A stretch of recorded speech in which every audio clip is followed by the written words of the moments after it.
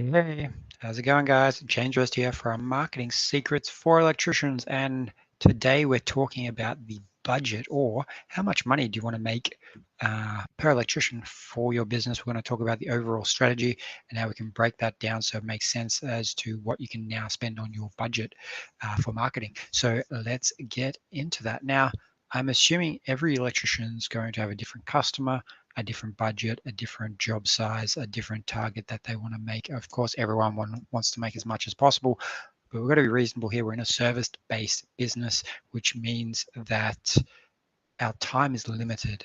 If we're a product, we could just, sell more product and you'd make more money. However, your electrician or yourself only has a certain amount of hours during the week in order to make the money you want to make. So you either have to charge more or you have to work more hours. So let's say that you want to make about $200,000 per year per electrician in your business. I'm going to share my screen and hopefully this will make sense. And I'll try and explain it for those that are just listening as well. So if you want to make $200,000 a year, first off, how much do you want to make? I'm curious if you want to shout out in the comments below or contact me at marketingsecretsforelectricians.com.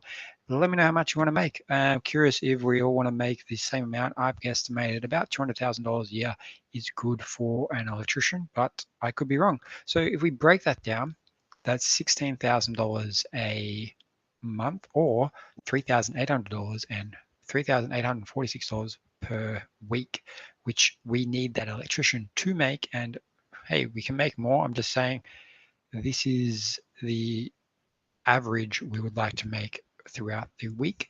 So if we want to make $3,846, what do we need to do in order to do that? Now, we're gonna again, this is going to vary between everybody, but I'm going to say that the average job in this case is $300. Yours could be more, it could be less, it could be 1,000, 10,000, it could be $100, whatever. It doesn't really matter. The main thing is your numbers. Everyone's going to have a different number, different customer, all that type of stuff. So even in this case, our job is a $300 job per week that we do on average. That means in order to get $3,846 per week, we're going to need to make or get 12 jobs or 12 to 13 jobs, or round it up, say 13 jobs per week in order to hit that target, which equals 2.5 jobs per day. So that means your electrician, if you're doing small domestic jobbing jobs, you would need to go to 2.5 jobs per day to hit your target on average. Yeah. Now let's look at that from a marketing point of view. How do we get that amount of work consistently? So not relying upon word of mouth. I know that's a big favorite amongst amongst us, and it's good, but it's not very controllable. Your customers are going to send word of mouth when they want to do it. When something comes up, you're not really marketing. They're doing the marketing for you, which you can. How there are strategies there, but I'm not going to focus on that. We're going to focus on what can you do today to get these 13 jobs per week. Now we're going to say we're going to run some ads, and you can pick where you want to run your ads. You can run them on Facebook, YouTube, billboards, whatever you want to do. It doesn't matter. The main thing, and what I've seen that we don't do from talking to a couple of electricians, we don't measure the results of our campaign. So if you spend $1,000 or 2,000, whatever however much you spend, it doesn't matter. But as long as you're measuring your results. So I spent $1,000 on Yellow Pages and got one lead. That cost me $1,000 to get that lead. Is that good? Well, you don't know if you don't measure it. If you just keep spending $1,000 a month and you just keep getting that 1 or 2 leads, well, you don't know unless you're like writing it down and tracking these stats. They're very important, especially for marketing, because once you've got that information, you can actually then make choices. Okay, so I spent $1,000 here and $1,000 here. This one got me 10 leads. This one got me 1,000 leads. Which one should I put my marketing money into? That one, obviously, because you're getting more bang for your buck. So let's say we're going to spend $1,300 to on our marketing this month. So for the month, I'm going to spend, no, sorry, for the week, I'm going to spend $1,300 for the week. And from that, 1,300 people land on my sales page, my home page, your website, basically. They land there. And from that, 10% of those people opt in. So now, which means they land on my website and they click a button, they give me their email or their phone number, whatever you're capturing. Now they've given you those details. What you then want to do, so that's 10%. So $1,300. So I'm spending $1,300 this week. And at the end of the week, I had 1,300 people land on my page, users, traffic, whatever you want to call them, and 10% opted in, which gave me 130 leads. So now I've got 130 leads who gave me their details.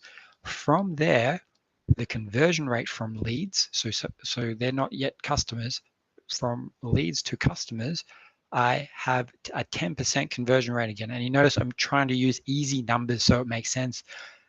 The main thing is we set the bar, so like this, you set the bar and then you can change things and adjust it, and you find out, for example, the conversion rate's 10%, maybe yours is 5, maybe it's 20, it doesn't matter. You just need to figure out what it is. If you're doing marketing right now and you don't know what your conversion rates are, you need to start figuring that out. So from 130 people, 10% of those decided to purchase something from me and become a customer, which means I now, for the week, had 13 customers. There you go. That's how easy it is. Now, the key metric here is this cost per customer, or in marketing terms, cost per acquisition, CPA. And this means it's costing me $100 to acquire a customer. However, I'm up in the sense it's costing me $100 out of my own pocket. That goes out to my marketing, and then that customer usually spends, say, $300 on average. So I'm getting $300 back, which means I'm $200 up, and I've got a customer, which is great, because if you have the customer, and where a lot of electricians miss out is marketing to the customer after you've got their details. This is like where most of the money comes in, because the hardest bit is to acquire a customer. Once you've got a customer, it's actually a lot easier to make money from that customer once they trust you, they purchase from you, and all this type of things. Yeah. So from there, you may realize over the course of your business that the average, so the lifetime value of a customer is, say, $1,000. So for every customer you get, the average person is going to spend $1,000 with you for the life of your business, which means it cost me $100 to get them, and they're going to end up spending $1,000. So now I am $900 up for every customer I acquire. So this is kind of how it works, and I hope that gives you something to go off. Yeah, this is the bar, and if you would like to share how much money you would like to make, and jump in the Facebook group, Marketing Secrets for Electricians, and we can talk about how much you want to make and work out these numbers precisely for your business. And then we can track them week by week, month by month, and you can actually work out a better number and see where you are. So then you have a marketing budget, and you know that if I spend 1,000, 2,000, 3,000, 4,000, whatever amount of money you want to spend marketing your business, growing your business, you can basically put fuel on the fire, the fuel being money, and it will ignite, and you'll have lots more customers, and you can control the growth of your business rather than waiting for customers to, just tell their friends about you, which will happen, but not at the convenience. You may not have work tomorrow, but you could turn on some ads, and you could get work tomorrow, the next day, and the next day, and then turn them off when you're not busy. When you're too busy for ads, when you're too busy, you can turn them off. Or when you're really slow, you can turn them back on. And it's like a switch, and you can have a bit more control of your business, because I know it fluctuates a lot. Yeah, we've kind of got a boom or bust cycle, and there's other things we can do to help that. But essentially, if you have a trigger where you can turn on ads and actually start getting work straight away, this is like going to be very beneficial, especially if you've got employees. If you're going to pay them anyway, you might as well pay them to work instead of sit around doing nothing. So hopefully that helps. If you have any questions, feel free to hit me up. Otherwise, I'll talk to you soon.